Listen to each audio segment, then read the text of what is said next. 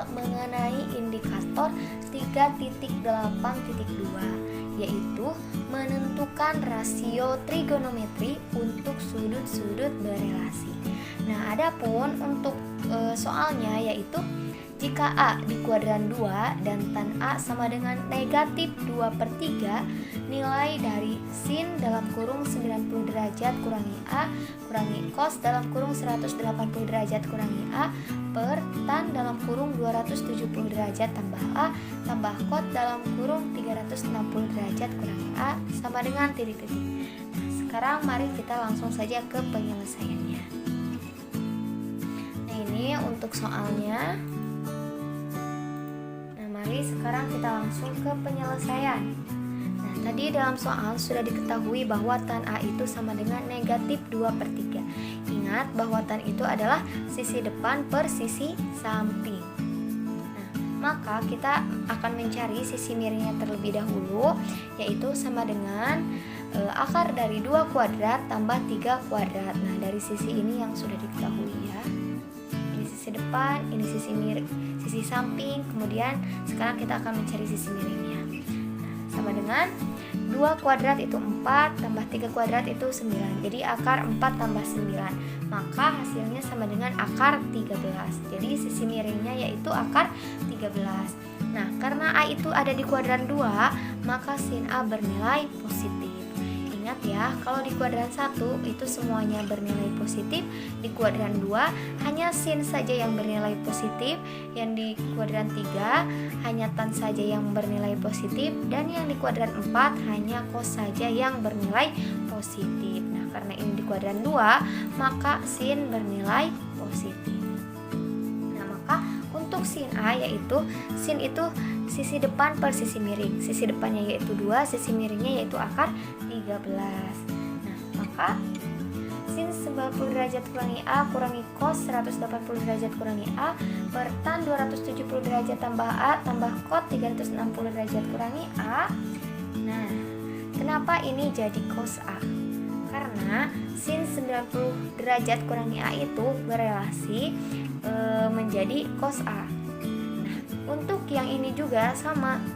Dari yang negatif cos 180 derajat kurangi A atau cos 180 derajat kurangi A itu berelasi dengan cos A. Nah, jadi cos A ditambah cos A per tan 270 derajat tambah A tambah cot 360 derajat kurangi A apabila diubah ke dalam sudut atau ke dalam yang relasinya, maka menjadi negatif cot A kurangi cot A. Nah, jadi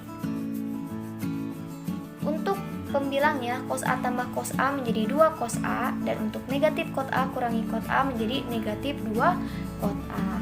Nah, jadi kita harus tahu ya, harus sudah paham sudut antara relasi dari masing-masing sudut.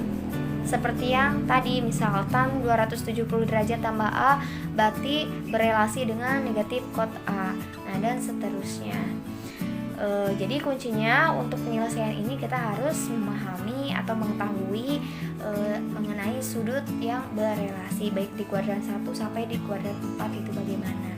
Nah, baik, kita lanjutkan. Untuk yang ini sama dengan 2 cos A per negatif 2 cot A. Nah, ini koefisiennya bisa kita habis dibagi 2 bagi negatif 2 yaitu negatif 1. Nah, kalau negatif 1 kita tulis negatif saja, angka satunya tidak usah ditulis. Kemudian cos A, nah ini cos A per cot A. Kenapa ini jadi cos A per sin A? Karena cot itu kebalikan dari tan. Tan itu kan sin per cos. Nah, maka cot itu cos per sin. Kita lanjut. Nah, untuk ini cos A per sin A. Kenapa jadi negatif sin A? Nah, kalau diuraikan ini seperti ini. Cos A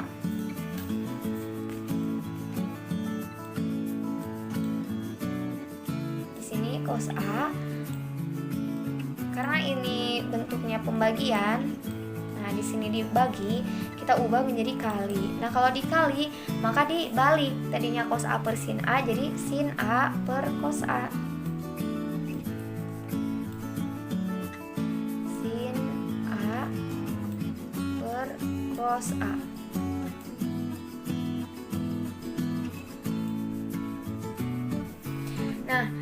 Yang cos A itu habis dibagi, maka tersisa apa? Tersisa yang sin A. Nah, karena di sini negatif, berarti jadi negatif sin A. Nah, kemudian setelah itu kita substitusikan. Sin A itu berapa? Yaitu 2 per akar 13. Jadi negatif 2 per akar 13. Kemudian kita rasionalkan karena penyebutnya berbentuk akar, jadi kita harus merasionalkannya terlebih dahulu. Jadi negatif 2 per akar 13 kali akar 13 per akar 13. Maka hasilnya, nah, di sini langsung jadi hasil dari ini tuh negatif 2 per 3 akar 13. Kenapa jadi bisa negatif 2 per 13 akar 13? Karena ini yang pembilangnya kita kalikan negatif. 2 kali akar 13 hasilnya negatif 2 akar 13